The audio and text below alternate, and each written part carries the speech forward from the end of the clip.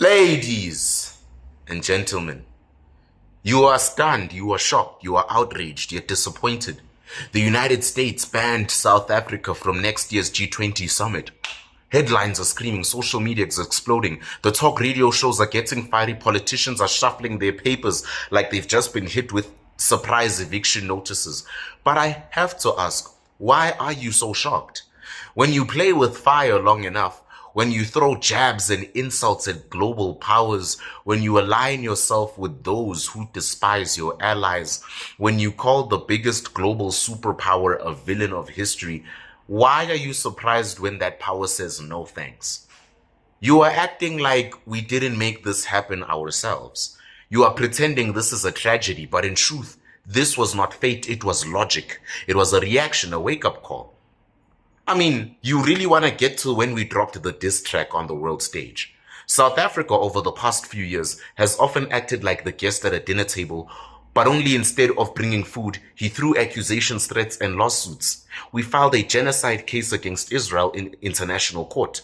We aligned ourselves with countries antagonistic to America's interests. We spoke loudly about injustice. We spoke loudly about profiteering, about foreign oppression, all of that. All of that was fine in theory, but if you believe deeply in justice, you have every right to speak. Sure, we are a sovereign nation, after all, right? But there is a difference between speaking truth and throwing grenades. You see, when you want regional partners, investors, alliances, especially with global superpowers, and you treat them like enemies in your public rhetoric, you don't get a seat at the table, you get the door. That's exactly what we did. We wrote a diss track against the global order, and the global order responded by ejecting us from the party. Simple. So I don't understand why you're shocked. Shock is for kids who think lightning strikes at random. I mean, we wanted the G20 lights, but then we broke the bulbs ourselves. Because you see, there's two kinds of nations. There's nations that prepare before they ask for respect, and then there's nations that demand respect without building a foundation worthy of it, like what Julius Malema does, all that nonsense.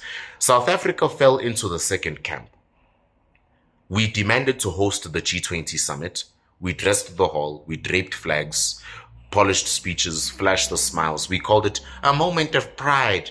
We talked about sovereignty, about global relevance, about South African leadership, but behind the curtains, our house was crumbling.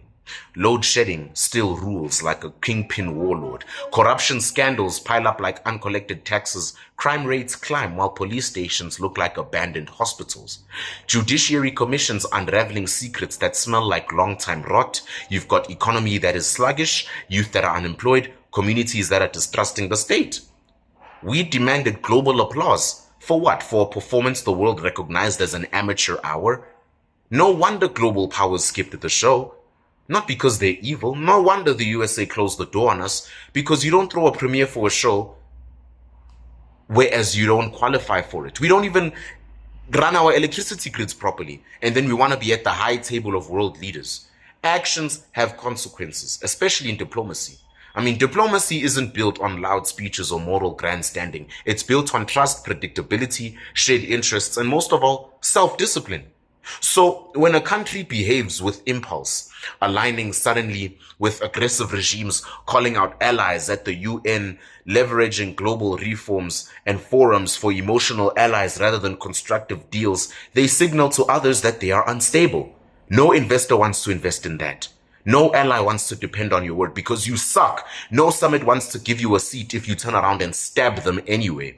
South Africa damaged more than just its image. It damaged its reputation. In geopolitics, reputation is currency, and we spent hours on rhetoric instead of stability.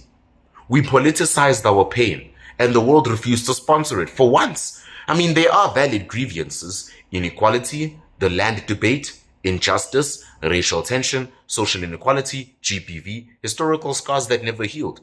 They are real issues.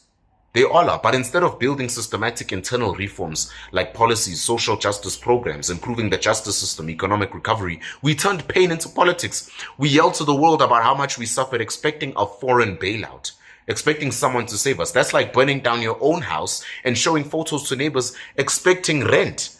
International allies don't sponsor pain. Enough with that. They partner with strength. They invest in growth because also they want to make more money. They support accountable governance. Our message became, we are broken, fix us, not we are rebuilding, join us. There's a huge difference. So this boycott was not an insult. It was self-preservation. The US and other major countries didn't ban us out of malice. They did it out of pragmatism. Leaders must protect their own interests first. By stability, by trade routes, by investments, by alliances. Associating with countries under internal collapse brings risk. Every barrel of oil, every export deal, every single investor, every single handshake, it all depends on confidence. Confidence is not built on speeches. It is built on track records. So when a country's foundation is shaky, we saw that with Naledi Pando's visa revocations, with diplomatic tension, with the sanctions, with the tariffs, with internal scandals. Global powers do step back. And this boycott was not a humiliation by any means. It's a message. It's a mirror. Because we are not just losing a seat, we are losing leverage. Missing next year's G20 isn't just a missed opportunity for global exposure. It's a signal. To investors, it's telling them, hey, this country might fall off the map. Stay away from that country. Pass up. To allies, it's saying your partner isn't reliable. To the youth, it's saying you're growing up in a nation that can't even keep its seat at the table. Sick burn. We lose bargaining power. We lose foreign investment. We lose respect. We lose hope.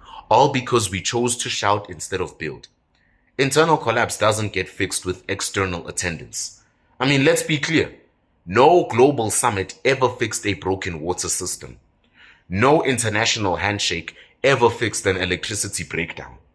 No foreign applause ever fixed the femicide rates in this country or fixed corruption or protected our youth. Our problems are domestic. They need domestic solutions. So instead of hosting a summit for show, we need clean water.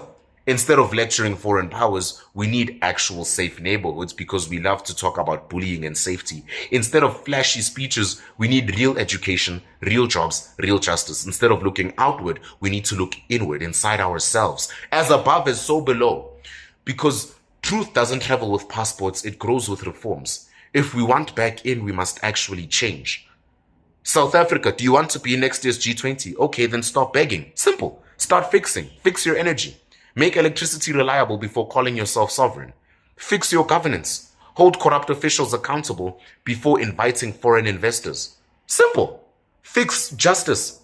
Protect citizens from violence before preaching international law. I mean, I don't understand what else we want to do. Fix your economy. Create jobs before demanding global bailouts.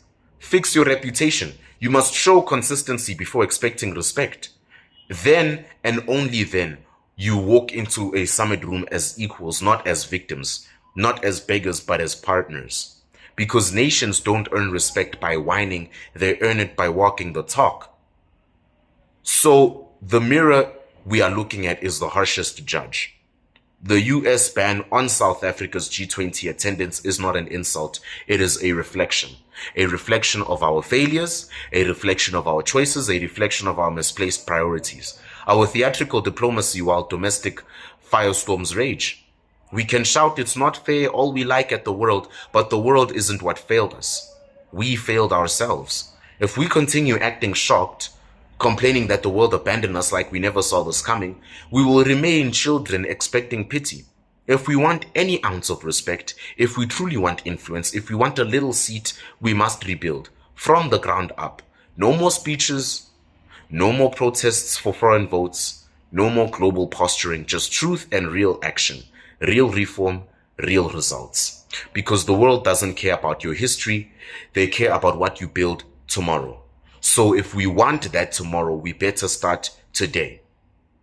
What you can also do today is you can contact Legend Furniture Removals. If you're thinking of moving, perhaps you want to move office equipment or home appliances, they're the best company you can actually call. It's a small family-owned business that is always on time. They always put you first in their priority list. They prioritize you not on the price, but as you as a person.